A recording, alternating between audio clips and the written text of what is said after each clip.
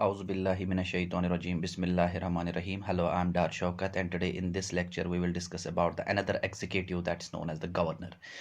हम ऑलरेडी जो unit discuss कर रहे हैं पार्लियामेंट फॉर्म ऑफ गवर्नमेंट, उसमें हमने एग्जीक्यूटिव्स को दो पार्ट्स में डिवाइड किया था। सेंटर के एग्जीक्यूटिव्स में हमने प्रेसिडेंट को डिस्कस किया था, प्राइम मिनिस्टर को और काउंसिल ऑफ मिनिस्टर को। वो सारे लेक्चर मेरे यूट्यूब चैनल पे आप जाके उनको सुन सकते हो, देख सकते हो। उसके बाद हमने कहा था स्टेट के एग्जीक्यूटिव्स अलग होते हैं। स्टेट का जो पहला एग्जीक्यूटिव होता है वो होता है गवर्नर, दूसरा एग्जीक्यूटिव जो होता है वो होता है चीफ मिनिस्टर, और तीसरा एग्जीक्यूटिव जो होता है वो होता है council of ministers.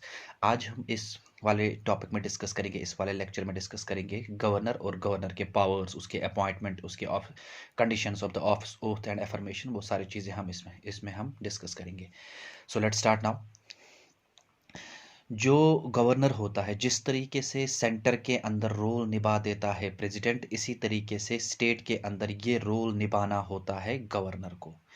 So article 153 of the Indian constitution provides for an office of the governor in states. यानी article 153 of the Indian constitution ये बता देता है कि हर एक स्टेट के अंदर क्या होना चाहिए, गवर्नर होना चाहिए। साथ में आपको यहाँ पे ये भी बता दूं कि जो हमारे पास यूनियन टेरिटरीज होते हैं वहाँ पे गवर्नर्स नहीं होते हैं, वहाँ पे लेफ्टिनेंट गवर्नर्स होते हैं। उसके बाद एक अमेंडमेंट हमारे यहाँ पे कॉन्स्टिट्यूशन के अंदर किया गया था जिसको हम कहते हैं 17th अमेंडमेंट 1956। उस 17th अमेंडमेंट 1956 में ये कहा गया था कि जब अपॉइंटमेंट ऑफ गवर्नर करना होगा, अपॉइंटमेंट ऑफ गवर्नर कौन कर देता है, प्रेसिडेंट कर देता है। सो वो एक गवर्नर को दो से ज़्यादा स्टेट्स के लिए भी गवर्नर बना सकता है। यानी एक गवर्नर दो या दो से ज़्यादा स्टेट्स के लिए भी हो सकता है। ये कौन सा अमेंडमेंट है, 17th अमेंडमेंट जो 1956 में हुआ था। ये जो गवर्नर होता है इसको हम कहते हैं chief executive head of the state, like the president. जैसे प्रेसिडेंट होता है नॉमिनियल हेड या टिट्यूलर हेड या कॉन्स्टिट्यूशनल हेड, इसी तरीके से स्टेट के अंदर भी हम कहेंगे गवर्नर को नॉमिनल हेड, एग्जीक्यूटिव हेड और टिट्यूलर और कॉन्स्टिट्यूशनल हेड। सो गवर्नर का जो रोल है वो हम कहीं हद तक ये कह सकते हैं कि वो ड्यूअल है। वो कैसे? क्योंकि एक तो वो एक्ट करेगा as a governor of the state, हो गया एक रोल। दूसरा रोल वो करेगा agent of the central government, क्योंकि उसको अपॉइंट कर कौन कर देता है, president. It means that president और सेंटर जो होता है वो कंट्रोल करते हैं स्टेट्स को, किसके द्वारा, गवर्नर के द्वारा। So the office of the governor has a dual role, definitely office of the governor has a dual role. उसके बाद अपॉइंटमेंट की बात करते हैं गवर्नर की। Article 155 of the Indian constitution वो ये है कि the governor is appointed by the president of India by warrant under his head and seal. यानी सिंपल कहने का मतलब ये है कि जो गवर्नर होगा, जिसको जो गवर्नर अपॉइंट हो जाएगा उसको अपॉइंट करेगा प्रेसिडेंट, और उसके बाद उसकी जो ऑफिस ऑफ द टर्म होगा, यानी वो कितने साल तक बन सकता है, वो his usual term of office is 5 years, 5 साल तक। But he holds office during the pleasure of the president, जब तक प्रेसिडेंट चाहे उसको रख सकता है।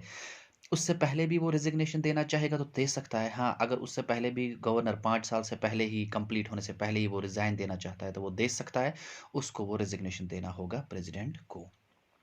उसके बाद क्वालिफिकेशंस, एक गवर्नर बनने के लिए कौन कौन से क्वालिफिकेशंस होने चाहिए। 157 deals with the qualifications of the governor. He should B a citizen of India, एक तो वो सिटीजन ऑफ इंडिया होना चाहिए, और साथ में उसकी एज कंप्लीटेड होनी चाहिए 35 ईयर्स की। अगर वो 34 ईयर्स का होगा तो नहीं बन सकता। उसका कम से कम मिनिमम एज बार होना चाहिए 35 ईयर्स, मैक्सिमम का कोई भी लिमिट नहीं है फिलहाल। उसके बाद ये भी याद रखिएगा कि हमारे पास दो कन्वेंशंस हैं regarding the appointment of governor. वो कन्वेंशंस क्या है वो देख लेते हैं कि जो गवर्नर होगा, जिस स्टेट को अगर प्रेसिडेंट को किसी बंदे को गवर्नर अपॉइंट करना होगा किसी स्टेट के अंदर, वो जो होगा वो गवर्नर वो उस स्टेट का नहीं होना चाहिए, यानी वो लोकेलिटी का नहीं होना चाहिए। So why, because he should be free from the local politics, यानी लोकल पॉलिटिक्स, ताकि वो वहाँ पे किसी को सपोर्ट ना करे। इसलिए यूजुअली जो होता है, जो गवर्नर्स को प्रेसिडेंट अपॉइंट कर लेता है वो दूसरे स्टेट से उनको लेके आ जाता है। उसके बाद दूसरा कन्वेंशन ये भी है कि जब प्रेसिडेंट को गवर्नर को अपॉइंट करना होगा तो प्रेसिडेंट को कंसल्ट करना होगा स्टेट के चीफ मिनिस्टर को। लेकिन ये जो दोनों कन्वेंशन है ये वायलेट हो रहे हैं, इन फ्यू केस में इनको वायलेट किया जा रहा है, प्रेसिडेंट इन दोनों चीज़ों को नहीं निभा रहा है। हाँ, एक तो है, कहीं हद तक हम कह सकते हैं कि जो गवर्नर होता है वो किसी और स्टेट का होता है, उसके बाद उसको डिप्यूट किया जाता है किसी और स्टेट के अंदर। उसके बाद बात करते हैं conditions of the office of the governor under article 158 of the Indian constitution. देखते हैं पहला कंडीशन क्या है। पहला कंडीशन है जो भी गवर्नर बनेगा he should not be A member of the either house of the parliament, यानी वो किसी भी हाउस का मेंबर नहीं होना चाहिए, पहली बात। दूसरी बात, he should not hold any other office of profit, यानी अगर वो पहले से ही कोई काम कर रहा है उसको वो पहले काम छोड़ना होगा तो उसके बाद वो गवर्नर बन सकता है। उसके बाद उसके जो सैलरीज इमॉल्वमेंट्स होते हैं गवर्नर के, that should be determined by the parliament. ये बात आपको याद रखनी है। उसके बाद ओथ, यानी जब अब गवर्नर बन जाएगा उसको ओथ लेना है। सो ओथ जो गवर्नर का होता है वो अंडर आर्टिकल 159 आ जाता है, और उसको ओथ कौन दिला देता है? Chief justice of high court. यानी जिस स्टेट में वो जाएगा गवर्नर बनने के लिए, वहाँ का जो हाई कोर्ट का चीफ जस्टिस होगा वो उसे ओथ दिला देगा।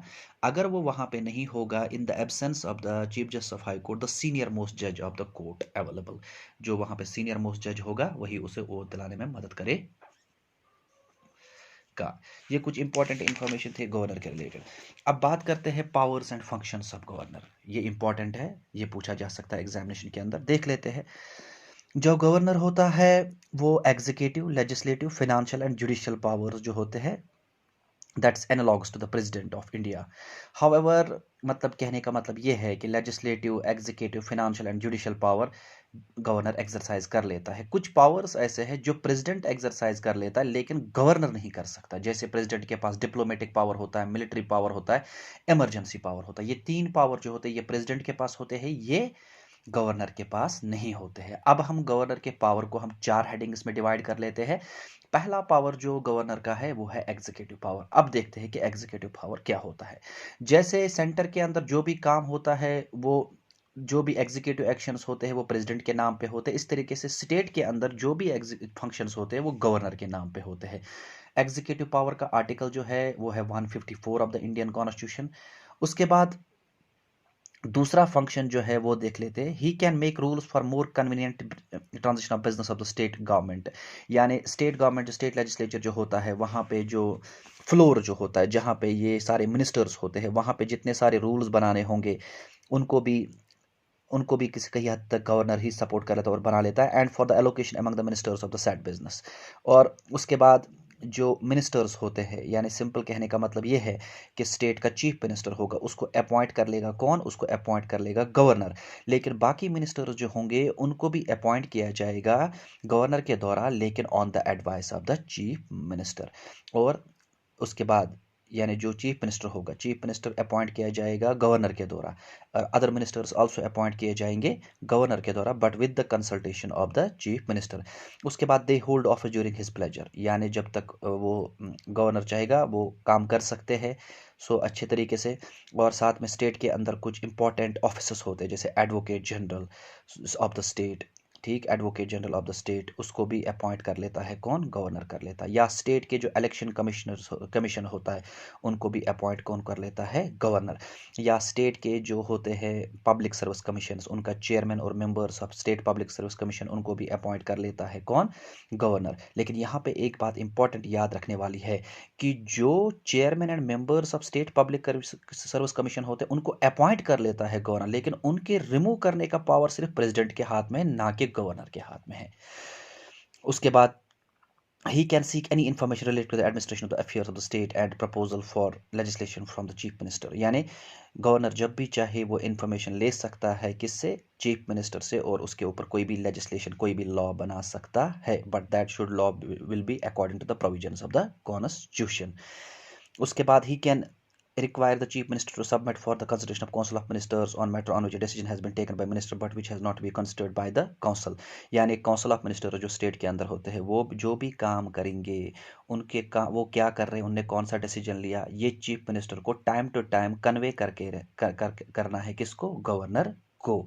उसके बाद ही can recommend the imposition of constitutional emergency in a state to the president, यानी अगर स्टेट के अंदर कॉन्स्टिट्यूशन के हिसाब से काम नहीं हो रहा है, दो पॉलिटिकल पार्टीज आपस में गवर्नमेंट नहीं बना पा रहे, जिसको हम हंग पार्लियामेंट कहते हैं, गवर्नमेंट ही नहीं बन पाती है, सो इस केस में गवर्नर रिपोर्ट करेगा प्रेसिडेंट को कि जनाब यहाँ पे कुछ भी काम कॉन्स्टिट्यूशन के हिसाब से नहीं होगा, और गवर्नमेंट वहाँ से जो इमरजेंसी लगा देगा उस इमरजेंसी को हम कहते हैं कॉन्स्टिट्यूशनल इमरजेंसी, जिसका मिनिमम पीरियड होता है 6 मंथ्स और मैक्सिमम इसका कोई भी पीरियड नहीं होता है। उसके बाद जो गवर्नर होता है वो as an act chancellor of university, यानी जितने सारे स्टेट के यूनिवर्सिटीज़ होंगे उनका वो चांसलर होगा, और साथ में जो यूनिवर्सिटीज़ के अंदर वाइस चांसलर होंगे उनको अपॉइंट करेगा गवर्नर। ये थे हमारे कुछ एग्जीक्यूटिव पावर्स। अब देखते हैं लेजिस्लेटिव पावर्स क्या क्या है। लेजिस्लेटिव पावर के अंदर, स्टेट के अंदर हम बात करते हैं, मैंने कहा था 2 वर्ड्स आते हैं, समन और प्रयोग। समन का मतलब होता है बुलाना, टू कॉल, एंड प्रयोग का मतलब होता है किसी चीज़ को डिफर करना या पोस्टपोन करना। यानी स्टेट लेजिस्लेचर को अगर कभी बुलाना हो इंपॉर्टेंट मीटिंग के लिए, या उनकी मीटिंग को कभी डिफर करना हो, पोस्टपोन करना हो, this power lies in the hands of the governor.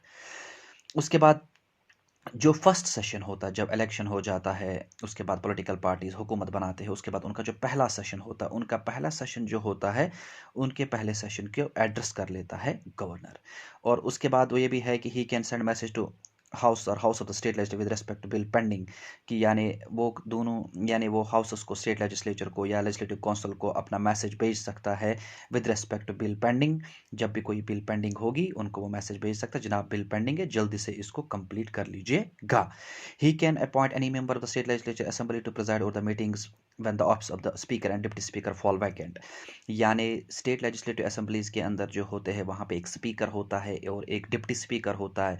अगर कभी, अब लेजिस्लेचर के अंदर तब तक काम नहीं होगा जब तक स्पीकर होगा, डिप्टी स्पीकर होगा, अगर दोनों पोस्ट वहाँ पे नहीं है, उस केस में गवर्नर के पास पावर है कि वो किसी भी सीनियर मोस्ट मेंबर को वहाँ पे उठा के स्पीकर बना सकता है। उसके बाद he nominates 1/6 of the members the state legislative, यानी state legislative state legislative council from among its members having state legislative council जो होता है, स्टेट के अंदर 2 होते हैं, लेजिस्लेटिव असेंबली, लेजिस्लेटिव काउंसिल, लेकिन ये कुछ स्टेट्स के अंदर है, by cameral and unicameral legislature, वो हम डिस्कस करेंगे। तो जो लेजिस्लेटिव काउंसिल होता है उसके अंदर 1/6 ऑफ द मेंबर्स को अपॉइंट कर लेता है कौन? गवर्नर।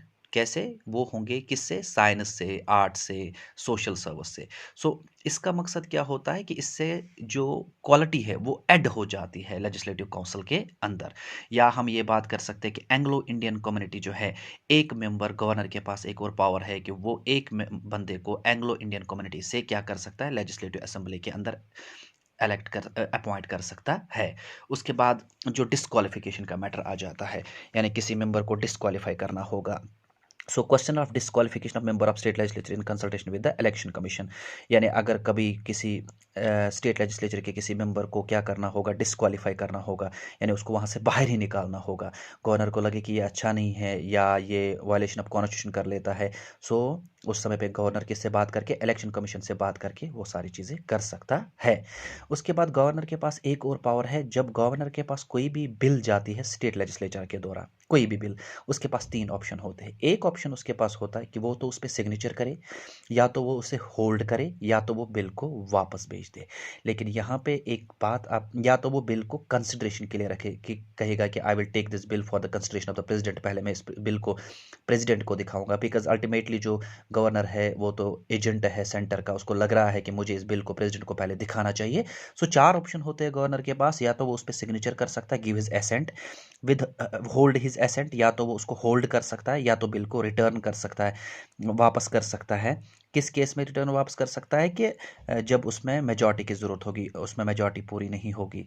उसके बाद ये भी याद रखिएगा, जब उसके पास बिल चला जाएगा स्टेट के अंदर, जो होगा मनी बिल होगा, सो मनी बिल के सिलसिले में जो है, मनी बिल के सिलसिले में गवर्नर को किसी भी हालत में क्या करना होगा, उससे सिंपली सिग्नेचर करना ही होगा। और ये मनी बिल का पावर भी स्टेट लेजिस्लेचर के हाथ में होता है, जैसे सेंटर के अंदर लोकसभा के हाथ में, तो यहाँ पे स्टेट के अंदर जो होगा वो होगा सिंपली किसके हाथ में, वो होगा स्टेट लेजिस्लेचर के हाथ में होगा। उसके बाद याद रखिएगा कि कुछ इंपॉर्टेंट चीज़ें हमारे पास, कि गवर्नर कब कब मतलब बिल को रोक सकता है, कहाँ कहाँ पे उसे लगे कि मुझे बिल को रोकना चाहिए।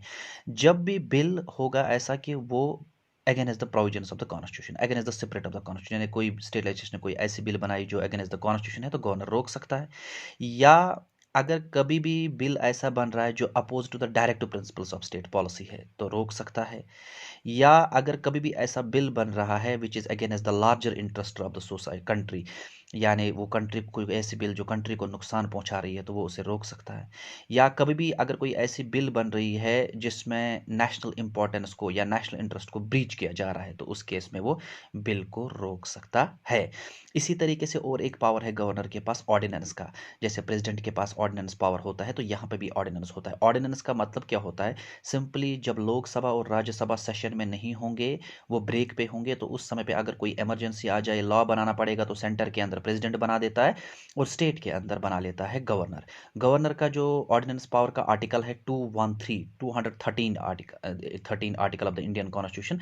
लेकिन उस केस में भी क्या करना होगा? विद इन 6 वीक्स के अंदर अंदर यानी 42 डेज के अंदर अंदर उसको रेक्टिफाई करना होगा जब रीअसेंबली फिर से होगी। उसके बाद वो रिपोर्ट्स बना देता है स्टेट फाइनेंस कमीशन, यानी governor lay the reports of the state finance commission, state public service commission and comptroller auditor general to the accounts of the state before the state legislature. ये जितने सारे reports होते हैं state finance commission, state public service commission, कंपो CAG के reports, ये सारे वो किसके सामने रख देता है? वो सारे बिफोर द स्टेट लेजिस्लेचर।